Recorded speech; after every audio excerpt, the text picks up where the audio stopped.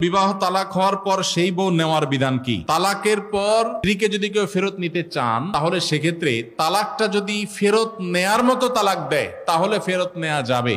আমি একটা কথা প্রায় বলি, বিবাহ বিচ্ছেদের পর তালাকের পর 15 বছর 20 বছর পরেও যদি আবার স্বামী স্ত্রী একসাথে থাকতে চান সুযোগ আছে, যদি তালাক দেওয়ার সময় সেভাবে তালাক দেন।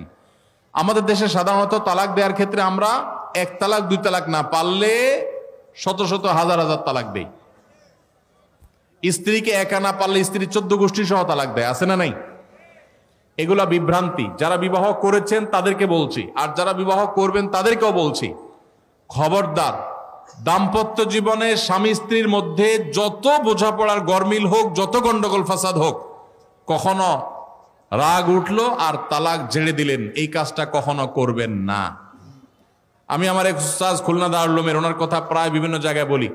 হুজুরের কাছে তালাকের মাসআলা নিতে আসলে মাসআলার উত্তর দেওয়ার আগে ওনার গদির নিচে যে বেত থাকতো ওই বেত দিয়ে আগে 1 দফা পিটাই নিতেন।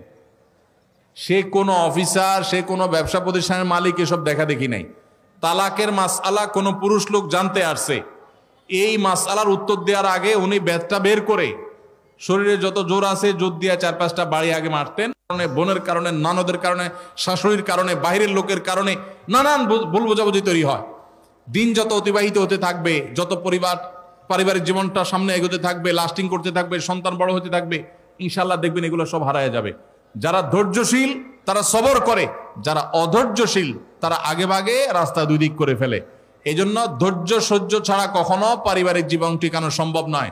ঘরে ঘরে তালাক হচ্ছে, আমি তালাক নিয়ে একটা লিফলেট তৈরি করছি, ইনশাল্লাহ সেটা অচিরেই হাজার হাজার মানুষের কাছে আমরা পৌঁছায় দিব যে বিবাহের আগে তালাক সম্পর্কে সতর্ক হন। বেশিরভাগ মানুষ তালাক দিয়ে এসে এরপরে চোখের পানি ফেলে, এসে বলে হুজুর দিয়ে ফেলেছি এখন কি করব। আপনি যদি 3টা তালাক দিয়ে শেষ করে থাকেন তাহলে সেক্ষেত্রে আপনার স্ত্রীর সাথে আপনার সংসার করার সুযোগ যদি নষ্ট করেন, গোটা পৃথিবীর সব হুজুর একসাথ হয়ে, মক্কা মদিনার ইমাম সাহেব যদি একসাথ হন, আপনাকে আপনার স্ত্রীর সাথে সংসার করার সুযোগ দিতে পারেন না। কারণ ব্যাপারটা হলো ছুরি মারার মতো। আমার পেটে ছুরি মেরে দিলেন, এরপর আপনি জিহ্বা কামড়াচ্ছেন, আফসুস করছেন। আফসুস আপনি করতে পারেন, আমি আর জীবিত হয়ে যাব না। দাম্পত্য সম্পর্কটা এরকম। এই জন্য খবরদার, রাগের মাথায় যদি ডিসিশন নেন যে তার সাথে আমি সংসার করব না, তখন স্ত্রীকে কিছু বলবেন না। আমি যদি এজন্য বলি, রাগ উঠেছে, পারলে একটা ধাক্কা দিলেন, একটা বকা দিলেন, একটা ভালো কথা বলে বকা দিলেন, গালিগালাজ না, পারলে একটা চিমটি দিলেন। যদি আপনি অন্যায় করে থাকেন তাহলে আপনার বিচার করা যাবে। কিন্তু যদি তালাক দিয়া বসেন, সালাসুন জিদ্দুহুন্না জিদ্দুন ওয়া হাজলুহুন্না জিদ্দুন, নবীজি সাল্লাল্লাহু আলাইহি সাল্লাম বলেছেন 3টা কাজ ইচ্ছাকৃত করলে যা হবে, দুষ্টমি করে করলেও তা হবে। আমাদের দেশে বিভিন্ন জায়গায় এক সময় ছিল, এখন আছে কিনা জানি না, অনেক এলাকা প্রশাসনের অনেক ভাইয়েরা তারা বড় বড় সাইনবোর্ড লাগিয়ে রাখছে, রাগের মাথায় তালাক দিলে তালাক হয় না। দেখছেন আপনারা এই সাইনবোর্ড? কেউ দুর্ভাগ্য হয় নাই কারোর। এরকম সাইনবোর্ড অনেক জায়গায় আছে। আমাদের দুর্ভাগ্য যে আমাদের ফতোয়া অনেক সময় আমাদের প্রশাসন অনেক বাইরেই দিয়ে দেয়, রাগের মাথায় তালাক দিলে নাকি তালাক হয় না। তালাক কি মানুষ মহব্বত করতে করতে দেয়? স্ত্রীর সাথে মহব্বত, ভালোবাসা, আতিশয্যে তালাক দিয়ে দেয়? তালাক তো দেয়ই রাগের মাথায়। তবে শরীয়ত বলে রাগের মাথায় আপনি ব্যালেন্স হারিয়ে তালাক দিয়ে পরে আফসোস যেন করতে না হয়, এই জন্য আপনাকে সবর করতে হবে। তালাক দেওয়ার ডিসিশন নিয়েছেন, স্ত্রীর একটা মাসিক পার হওয়ার পর্যন্ত অপেক্ষা করতে হবে। আসলো আর মুখ দিয়ে তালাক বলে দিলেন, জি না। তালাক দেওয়ার নিয়ম শুনেন, যেভাবে তালাক দিলে আবারও ফেরত নিতে পারবেন কখনো চাইলে, সেটা সুযোগ কখন হবে। আপনি সিদ্ধান্ত নিচ্ছেন না আর একসাথে আমরা থাকবো না, ওকে ফাইন, পরামর্শ করছেন বন্ধু বান্ধব, বিচক্ষণ মুরব্বী, আলেম ওলামা, লয়ার সবার সাথে, তাহলে এবার আপনাকে অপেক্ষা করতে হবে। সিদ্ধান্ত নিলেন আজকে আর কালকে তালাক দিবেন, জি না, অপেক্ষা করতে হবে একটা মাসিক পার হবে, এরপরে পবিত্রতা আসবে। সেই পবিত্রতার পিরিয়ডে শারীরিক কোনো সম্পর্ক হওয়ার আগে আপনাকে তালাক দিতে হবে।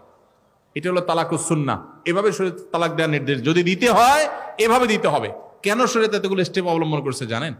কারণ শরীয়ত এনশিওর করতে চায় আপনার তালাকটা খুব বিচক্ষণতার সাথে, বুদ্ধিদীপ্তভাবে, সুচিন্তিতভাবে হয়েছে, ঠান্ডা মাথায় হয়েছে, বুঝে শুনে হয়েছে।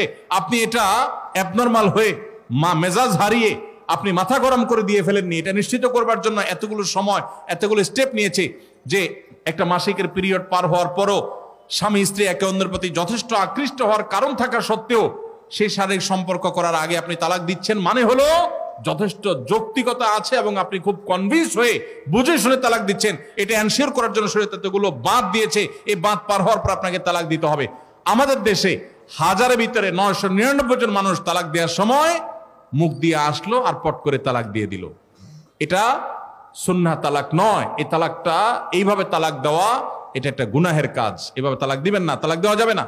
এই জন্য যুবক ভাইরা যারা বিবাহ করবেন ভবিষ্যতে, আপনারা জেনে রাখেন ঘরে ঘরে তালাক হচ্ছে। ঢাকায় যতগুলো বিবাহ রেকর্ড হয় আনুপাতিক হারে প্রায় পাল্লা দিয়ে ততগুলো বিবাহ বিচ্ছেদ হয়। ভয়ঙ্কর ভাবে তালাক বেড়ে চলেছে।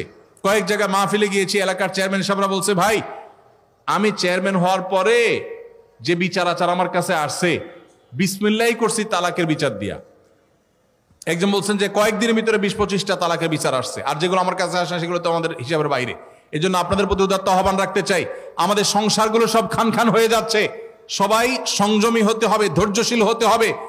as-sabru জাযাউহু আল জান্নাহ, সবরের বিনিময় আল্লাহ তাআলা জান্নাত দান করবেন। সবাই সবর করবেন তো ইনশাআল্লাহ।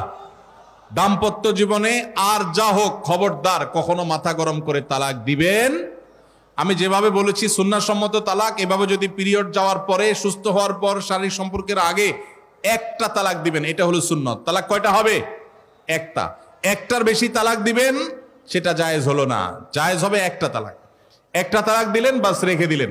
2 মাস 3 মাস পার হয়ে গেল, অটোমেটিক সম্পর্ক ছিন্ন হয়ে গেলে দুজন দুদিকে যেতে পারেন, আলাদা বিয়ে হতে পারে। আবার বহুকাল পরে চাইলে নিজেরা শুধু বিবাহ পড়িয়ে আগ্ধ করে আবার একত্র হয়ে যেতে পারবেন। আর যদি আপনি একটা দিয়েছেন, আবার আরেকটা দিয়েছেন, 6 মাস পর আরেকটা দিয়েছেন, দিয়ে 3টা শেষ করে ফেলছেন, তাহলে আর কখনো বিবাহ যদি মক্কার ইমাম সাহেব এসব পড়ায় তারপর আর একসাথে থাকতে পারবেন না। আল্লাহ তাআলা আমাদেরকে এই বিবাহ বন্ধন এবং তালাকের ক্ষেত্রে শরিয়াকে মেনে চলার তৌফিক দান করুন।